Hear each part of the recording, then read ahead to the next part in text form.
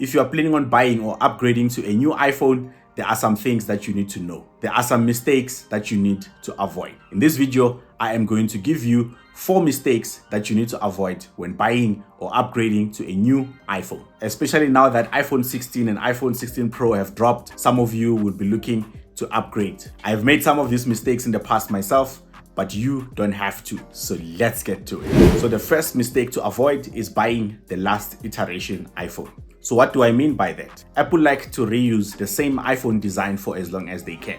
Sometimes for 2 or 3 or 4 generations, all they do is to tweak minor things, update and refresh the design a little bit. Change the material, change the colors, move the cameras around and play around with the design, but they keep the same design. So what you need to do is to avoid buying the iPhone that will be the last iteration on that specific design. For example, right now, the current iPhone design has been used since iPhone 12. So they have used the same design on the iPhone 13, 14, 15, and now they have used it on the iPhone 16. However, there are rumors that the iPhone 16 will be the last iPhone to use that design. So the iPhone 17 is expected to come with a newer design. There are rumors of iPhone 17 Air, which is going to have a different design from the design that we know now. So what's going to happen is if you buy an iPhone like an iPhone 16, just know that a year later, there's a chance that a newer design is going to come out and now you'll be stuck with an older design.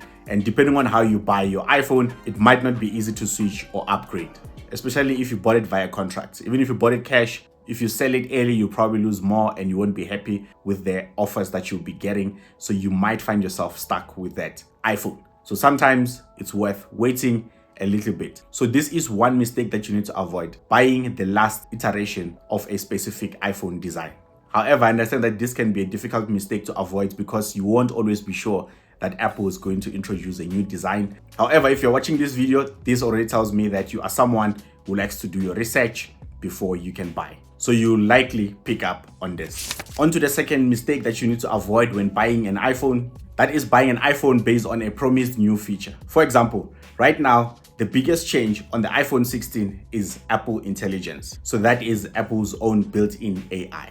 If you are planning to buy the iPhone 16 because you want Apple Intelligence, you might learn that Apple Intelligence is delayed. Some countries will only get it late, and some of the features will only be added via updates. So when you buy your iPhone 16, you won't get Apple Intelligence straight away. You have to wait a few months before you can start using Apple Intelligence. So they will push it through via updates. So what's going to happen is that if you go right now and buy the iPhone 16, you may find that you have to wait longer. We're not even sure how long you're going to wait for.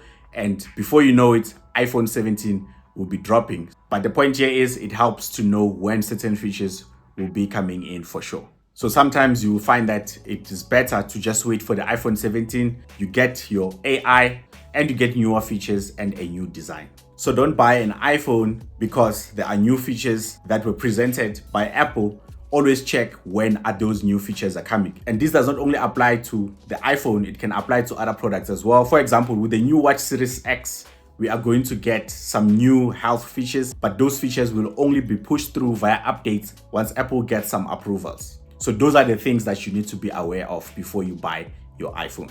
And by the way, if you're enjoying this video, please remember to hit a like button and consider subscribing to this channel for more content like this. Let's continue.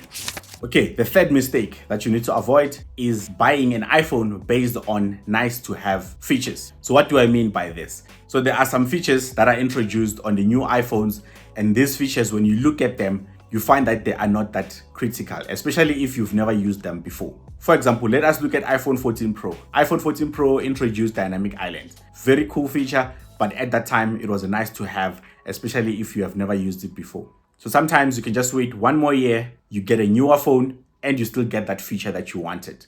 So if you had waited for the iPhone 15, you were still going to get Dynamic Island, and now you have a much better iPhone 15. So if you bought the iPhone 15 Pro, it was going to come with Dynamic Island, and now it's going to also get Apple Intelligence. Meanwhile, the iPhone 14 Pro, which if you had rushed to buy, now it won't be getting Apple Intelligence. So that's one example, but there's a lot of these kind of features. So features such as Action Button.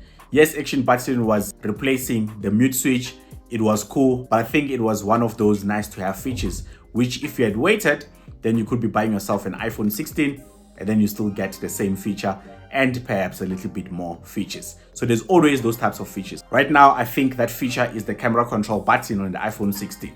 So don't buy the iPhone 16 mainly because you just want that feature, especially if you just think that the feature is just cool and nice to have. However, if you are a photographer and you think that it will be very important to have that feature, then sure, go for it. But you need to assess that of all the features that you want on your iPhone, which features are just nice to have for you that maybe sometimes you won't even use, you maybe use once in a while, and which features are more important. So those are the features that you should buy based on, not necessarily the nice to haves. The nice to haves, you can always wait and they will come with the newer iPhone. Another one is on the iPhone 16 Pro, you have 4K 120 frames, which most people will use to shoot slow-mo videos, but how many times are you going to shoot slow-mo videos? I can speak for myself. Over the past year, I can count the number of times that I've shot a slow-mo video. So try to avoid upgrading because of those types of features. And then on to the fourth one,